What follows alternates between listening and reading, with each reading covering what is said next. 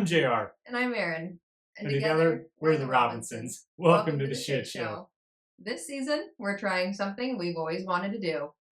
We're putting two of the top Snowbike kits head to head, the MtnTop and the Yeti Snow MX. We'll be testing them all season long. Same terrain, same conditions, same riders, so you'll get a real side-by-side comparison.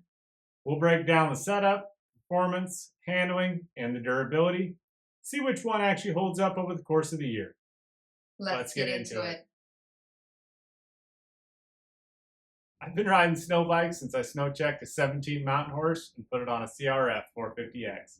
I started riding in 2019 with an Aero 120, also on a CRF 450X. In 2020, we traveled around to Colorado and Montana snowbiking and had the opportunity to ride the CMX kits with Mark and Cameron. Everyone said bring your checkbook, and they were right. We were hooked. We bought a 120 CMX and started upgrading our bikes. That year, we also bought a 2017 KTM 450 with a Yeti 129 SS. After a few rides on the snow saw, we decided to sell it and buy a 129 CMX kit for me. We rode these setups for hundreds of hours. As the 3-inch kits came and went, we stayed with our kits. We rode other kits a lot and just never felt the need to upgrade. CMX was such a great kit, and the track held its own against the other better kits on the market. Now with the MtnTop tracks, and after spending some time on them last season, we knew we had to get one. Or two. Question is, which one? I had about a week of riding on the 25 MtnTop and thought with a few tweaks, it can be great for me. Having known the CMX pretty well, we wanted to try a few other brands. I chose the Yeti one for its lightweight and advertised agility and performance, and to try something new. We postponed making this video for a while because we wanted both kits to be here when we did. Unfortunately, we had several delays in getting my kit here, but it's finally shipped. It should be here hopefully in about a week, but unfortunately not in time for the Kalispell manufacturer's ride, so I'll be on the MtnTop for that.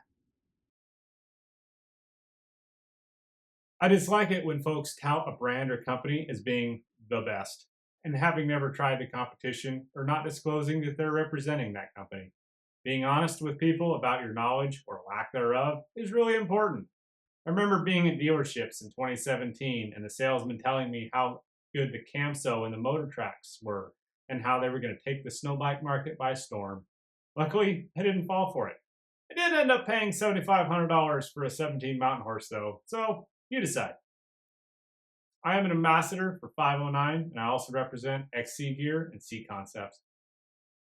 We've never been represented by a snowbike brand and have paid full price for every kit. We are a tad biased towards CMX and against Timbersled. We've spent so much time on the CMX kits and saw just how much better they perform versus the other kits we tried. I don't count myself as part of the CMX fan club, but I was one of the first to break their spindles. And I think they're just the most playful kit that I have ridden. Whether you're building your first snow bike or just wondering which kit is worth the money for your riding style, we've got you covered.